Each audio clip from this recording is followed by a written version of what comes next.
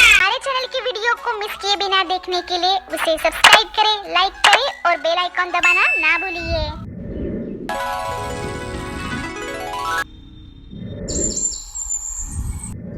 किसी गांव में एक व्यापारी था। वो अपनी बीवी और बेटे राजवीर के साथ रहता था। राजवीर बहुत आलसी था। वो हमेशा आराम करता रहता। उसे काम करना बिल्कुल पसंद नहीं था। व्यापारी हर सुबह जल्दी उठकर अपने खेतों, बगीचों और दुकानों में चक्कर लगाता था। व्यापारी अपने बेटे की आलसी स्वभाव के वजह से बहुत परेशान था। वो हमेशा अपने बेटे से कहता, बेटे राजवीर, मेरे साथ अपने खेतों और बगीचों में चलो। वहां जाकर तुम कुछ काम सीख लो। नहीं पिताजी, मुझे नहीं आना खेतों और बगीचों में, और मुझे कोई काम नहीं सीखना। व्यापारी निराश होकर खेतों में चला गया। ऐसे ही कुछ दिन बीत गए। अब व्यापारी बीमारी की वजह से गुजर गया था। व्यापारी के गुजर जाने के बाद भी राजवीर ने अपना आलसी स्वभाव नहीं छोड़ा। इसी की वजह से उनको कारोबार में बहुत नुकसान होने लगा था। तब उसकी माँ ने राजवीर से कहा, बेटा राजवीर, हमें कारोबार में बहुत नुकसान हो रहा है। माँ, मैं क्या करूँ?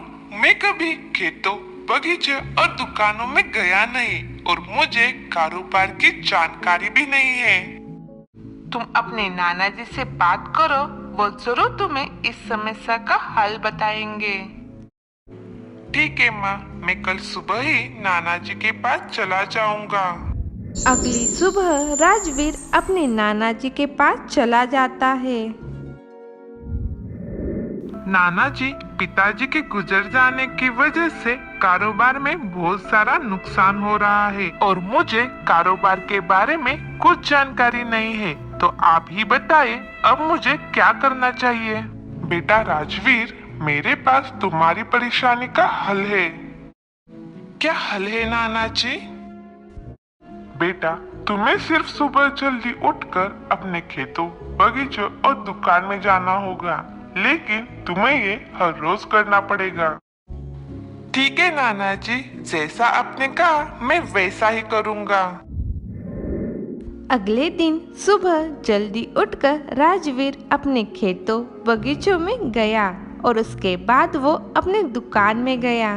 बहुत दिनों तक ऐसा ही चलता रहा।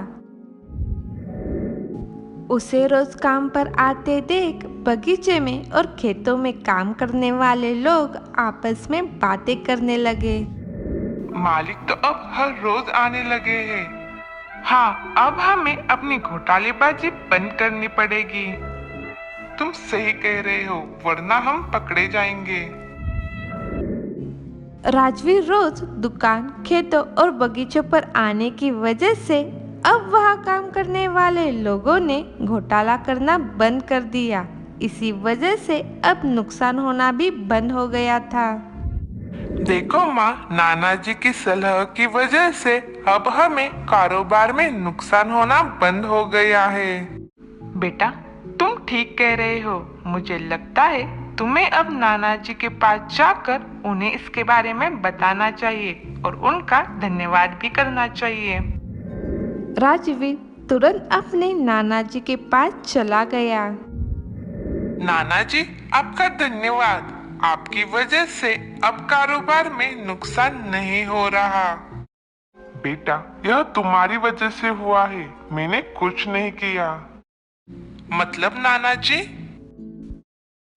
बेटे, तुम तुम्हारे आलस की वजह से अपने व्यापार पर ध्यान नहीं दे पा रहे थे। इसका फायदा उठाकर तुम्हारे यहाँ काम करने वाले लोग व्यापार में घोटाला कर रहे थे। अब तुम हर रोज खेतों, बगीचे और दुकान में जा रहे थे, तो पकड़े जाने की वजह से उन लोगों ने घोटाला करना बंद कर दिया। यह सुनकर राजवीर को अपनी गलती समझ आ गई। नाना जी, अब मैं आलस नहीं करूंगा और व्यापार पर पूरा ध्यान दूंगा। बच्चों, हमें इस कहानी से यह सीख मिलती है कि आलस की वजह से हमें बहुत सारा नुकसान हो सकता है।